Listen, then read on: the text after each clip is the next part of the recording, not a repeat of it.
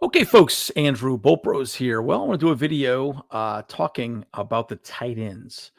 Everyone talks about Brock Bowers and everything we have going on. Well, we have some tight ends we have to discuss internally as well. But before I do that, I want to get into something a little interesting. We have the rankings of the Chargers. We are currently ranked 30th, folks. Horrible reviews by the players. Let me just look at this grades. D minus, F, food service nutrition, weight room, not good. Strength coaches were great. Yeah, that was the bright, spot of the, grouping. Training room is horrible. Staff, locker room, horrible. I mean, thank God we're getting this new building right here, guys. And we got obviously a new coaching staff. I just posted that again yesterday on YouTube. So take a look at that. That's the updated staff. But again, we have new facilities. So I'm really curious to see from 30th, where do we go as far as the rankings concerned? But there's a lot to discuss on that, and again, Joe Ortiz, my brother did a video on him yesterday, talking quite a bit about what his plans are moving forward for the Chargers and really what we can expect to see moving forward with this team. A lot to discuss. I want to talk about the tight end specifically and a few other thoughts I have moving forward. So, guys, let's get into it. I'm Deion Henley. You watching the Boat Bros podcast? Let's do it!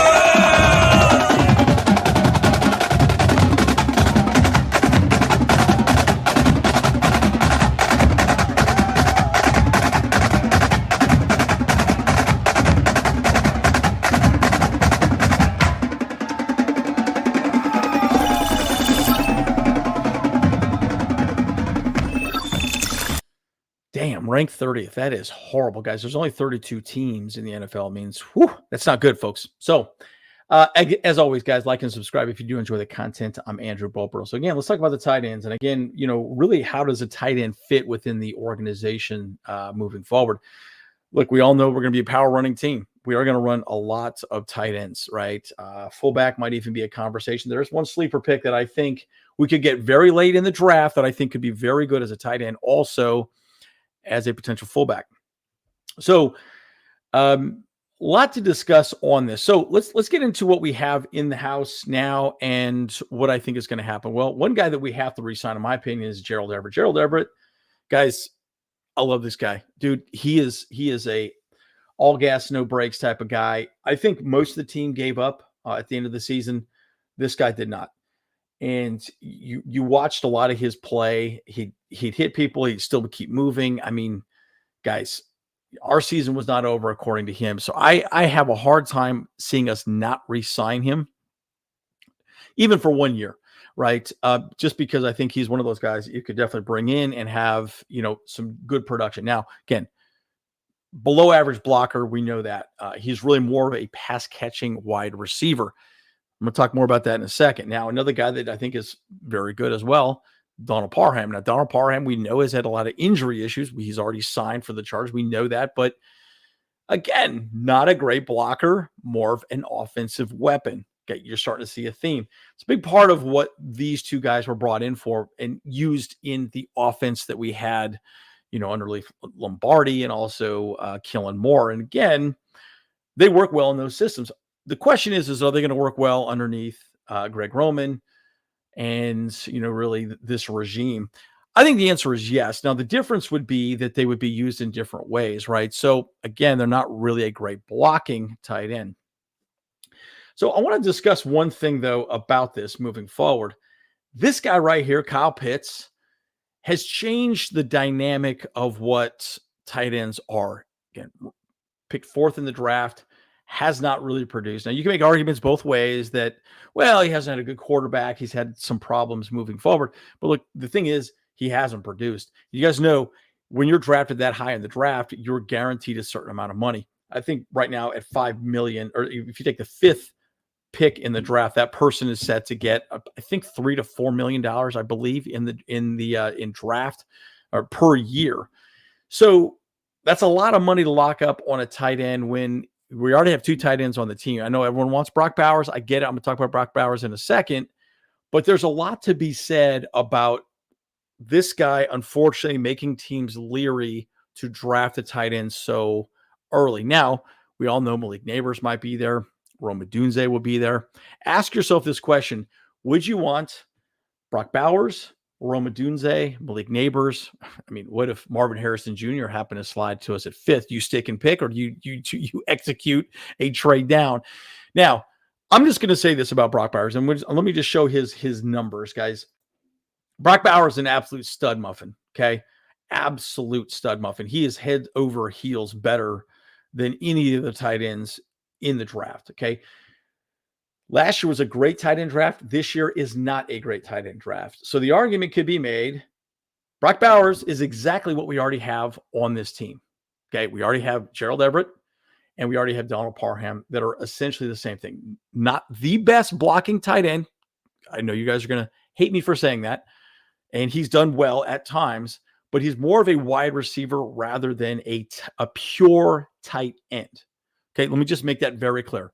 More of a wide receiver than a pure tight end. Agree or disagree with me on that, guys? And that's the issue with Brock Bowers. Now, where I see Brock Bowers potentially coming to the Chargers is, what if we trade back? Let's say we trade back. We trade back to, I don't know, 12, get down there. I see Brock Bowers going around 15 to 20. I know you guys are probably going to freak out and say, you're crazy, Andrew. That makes no sense. But you have to remember there's a lot of good tackles in this class, and there's a lot of good wide receivers in this class. Those players are going to have more value than a tight end, especially with what happened with Kyle Pitts and how he hasn't produced in the NFL. So again, teams are going to be a little concerned to get somebody early on. Now, again, this guy right here is an absolute stud. I've watched a lot of videos of him even lining up as basically a fullback, right?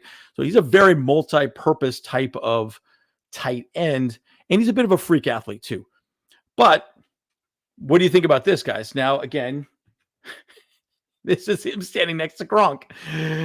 I mean, this guy right here on the left looks like he's about to sell me a cell phone or something, right? Does not look like an NFL tight end. They're saying he's 240. I don't know that he looks like 240. I mean, you tell me, guys. And guys, this is what starts to start creating a narrative around a person, right?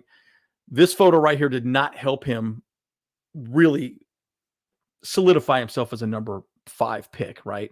Probably dropped him down the boards. Now, again, people are going to get up close to him, have a conversation with him, move up and down, all the above. I see a guy like that. I don't know that he's really going to be stopping some of those, top edge rushers that are in the league. So again, take that for what you will. But one guy that I do think is a good person is Jatavian Sanders from Texas. The thing about him is he probably is going to be late second, maybe early third. Very good tight end. His grades are not the same as obviously Brock Bowers. He's at 63.8 or 6.38. But again, you could get him later on. Now, he is more of a pure tight end, very similar to Gerald Everett. Again, I think that's really where the differences are kind of separated. More of an offensive weapon. But again, not the best blocker, in the NFL draft. So what do you want to say about that? Okay, well, there's a lot of different options. You can go with that. Now, to me, I think this guy's probably the better overall pick, and it would fit best with the offense that we're going to be running moving forward. Because you got to remember, if we re-sign Gerald Everett and we start to Donald Parham, we don't have great blocking tight ends. Okay, well, that's a problem. So another guy that I think could be really interesting in that conversation is from Ohio State, Cade Stover.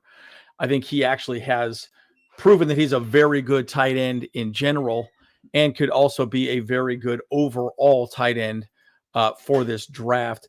And again, the one thing I will say about him moving forward, again, he's a very high recruit out of high school. He has a lot of talent, very successful, more of a blocking tight end from what I can tell than really more of an offensive weapon, but he didn't really fit in very well offensively with Ohio State. He did good, not amazing.